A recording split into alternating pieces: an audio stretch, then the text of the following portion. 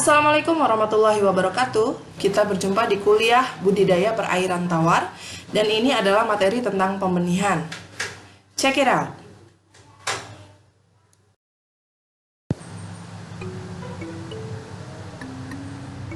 Kita masih pada pembahasan prinsip pemilihan lokasi budidaya, dan kali ini kita akan membahas dari faktor sosial ekonominya.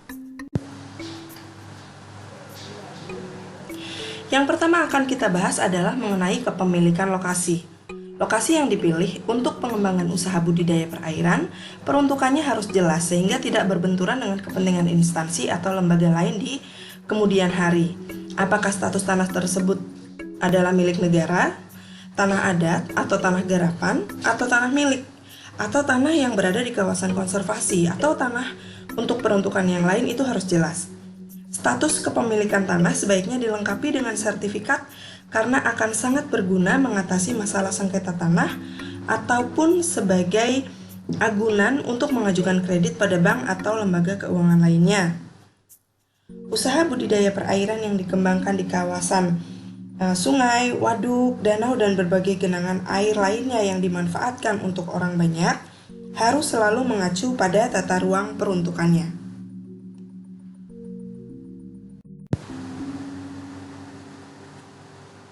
Faktor sosial ekonomi berikutnya yang perlu diperhatikan atau dipertimbangkan adalah sarana dan prasarana yang menunjang kolam atau yang menunjang usaha budidaya yang dilakukan.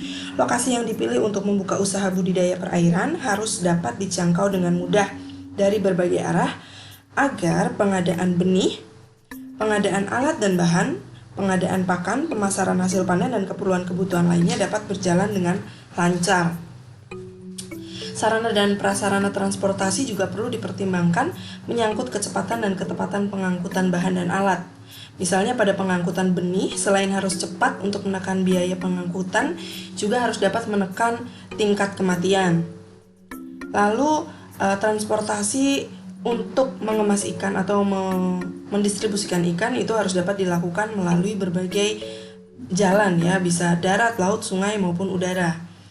Mungkin untuk mengangkut suatu kebutuhan itu dilakukan melalui beberapa tahap angkutan, misalnya melalui transportasi udara dan darat, atau laut dan udara. Yang jelas semua ini harus dipertimbangkan untuk menekan biaya produksi maupun untuk menjaga mutu produksi. Kemudian di dalam sarana dan prasarana juga meliputi alat dan bahan ya, yang tidak hanya dibutuhkan atau digunakan pada awal usaha, tetapi ini akan dibutuhkan selama usaha berlangsung.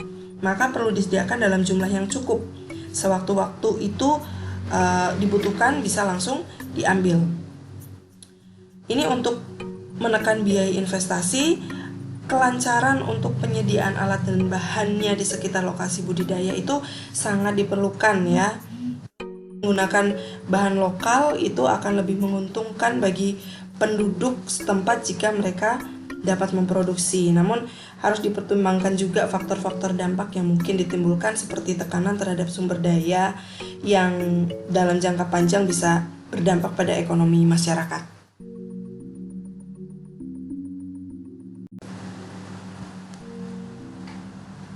Selanjutnya adalah faktor harga dan pasar. Pasar jelas sangat penting untuk kelangsungan produksi. Jika kemampuan pasar untuk menyerap produksi sangat tinggi, budidaya perairannya tidak akan menjadi masalah atau usahanya itu tidak akan menjadi masalah.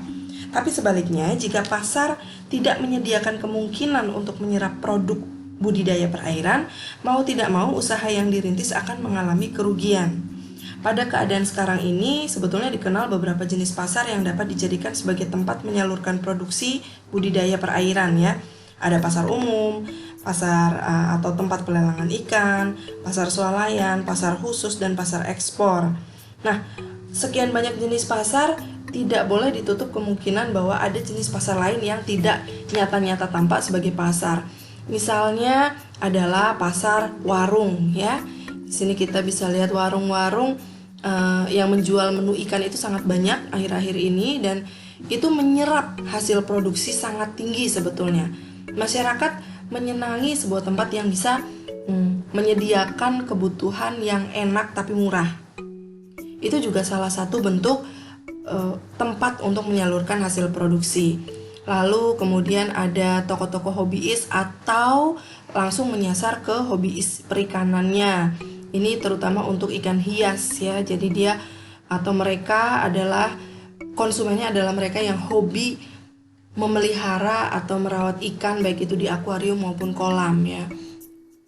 Lalu ada juga pasar baru yang ada di sebelah sampingnya, artinya tidak langsung di depan. Oh, pasarnya adalah ikan, tidak, tapi pasar-pasar toko-toko akuarium ini adalah jenis pasar lain, jenis pasar yang memiliki jenis jualan yang lain, tapi juga cukup menguntungkan ya untuk usaha budidaya. Nah, ini adalah salah satu contoh pasar ikan. Jadi banyak sekali jenis pasar dan harga sekarang sangat kompetitif karena sangat banyak tempat atau lokasi untuk melakukan penjualan hasil budidaya.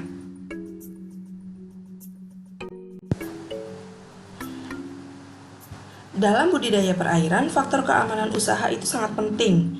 Usaha budidaya harus aman baik dari gangguan hama dan penyakit maupun dari tangan-tangan yang jahil.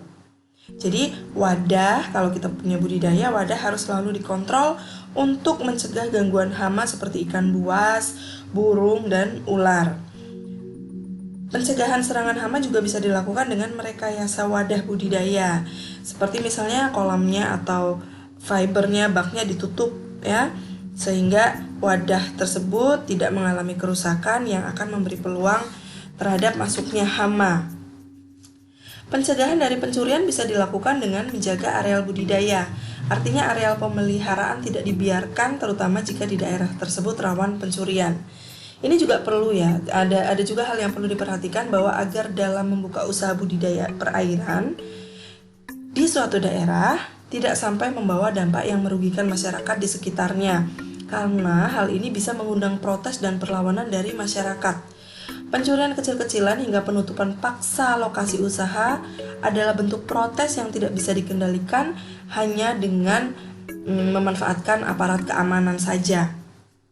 Cara-cara demikian justru akan memperumit masalah dan akan menyebabkan usaha yang dikembangkan berumur pendek, baik karena memicu perlawanan yang semakin besar maupun karena adanya boikot produksi yang dilancarkan oleh organisasi masyarakat sipil.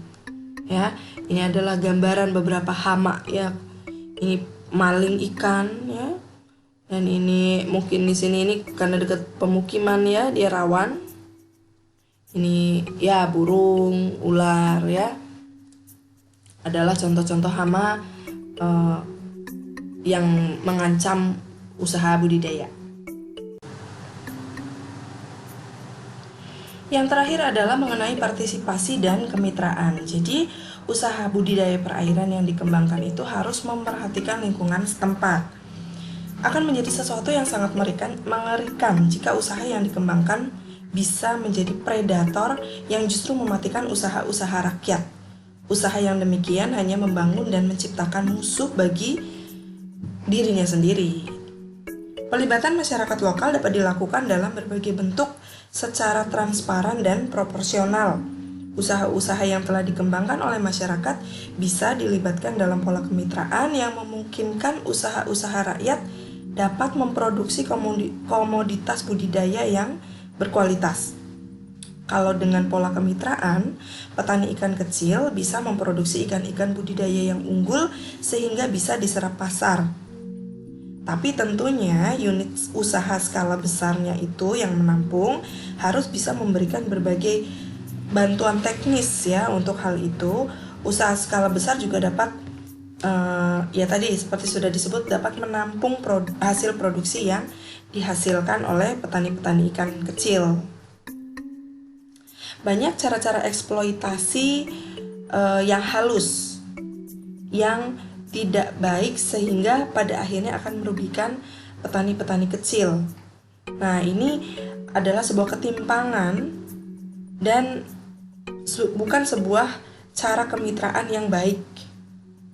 Harusnya antara pengusaha dan masyarakat itu ada posisi yang setara dan saling menguntungkan agar usaha-usaha skala kecil justru mendukung dan menjadi bagian dalam sistem produksi yang tidak kecil.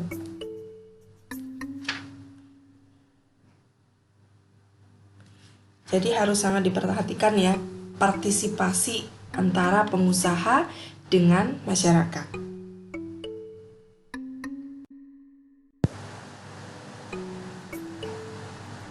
Baiklah, ini adalah akhir dari pembahasan prinsip pemilihan lokasi budidaya. Kita akan berjumpa lagi di pembahasan yang berikutnya. Wassalamualaikum warahmatullahi wabarakatuh.